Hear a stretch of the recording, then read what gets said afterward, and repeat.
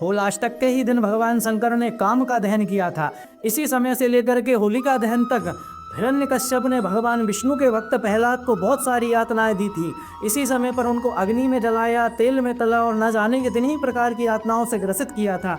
इसी होलाष्टक के ग्रहण समय में साधक लोग अपनी साधनाएं पूर्ण करते हैं, इसीलिए इसी समय में किसी भी प्रकार का कोई भी मांगलिक कार्य करना उचित नहीं माना जाता है। दूसरा साइंटिफिक कारण यह है, यह होलाष्टक के 8 दिन महामारी को फैलने के लिए सबसे उपयुक्त समय माना जाता है। इसीलिए पब्लिक गैदरिंग से रिलेटेड कोई भी कार्य नहीं किया जाता है, बल्कि साइंस तो यहाँ तक कहती है कि आपके ब्लड में पाई जाने वाली WBC मतलब कि वाइट ब्लड सेल्स या श्वेत रक्त गणिकाएं, जो कि आपके जीवन में रोग प्रतिरोधी क्षमता को बढ़ाती हैं, आपकी बॉडी में रहने वाली सारी बीमारियों से लड़ती हैं, वे इस समय में बहुत ज़्यादा एक्टिव हो जाती हैं और आपके शरीर से सारी प्रकार की नेगेटिविटी को पूरी तरह से बाहर निकालती हैं। इसीलिए आपको इसमें कोई शुभ कार्य अथवा गरिष्ठ भोजन नहीं करना चाहिए। इसीलिए हमारे सनातन धर्म में होलाष्टक में कोई भी विशेष कार्य करने की अनुमति नहीं दी गई है। साथ ही साथ दूसरा साइंटिफिक रीजन ये है कि पृथ्वी अपनी दूरी पर 23.1/2 झुकी हुई है। इसी के कारण ऋतु परिवर्तन के समय में शरीर बहुत ज़्यादा रोगग्रस्त हो जाता है। बहुत ज़्यादा लंबे समय तक चलने वाली बीमारियों का शरीर में अंकुरण हो जाता है।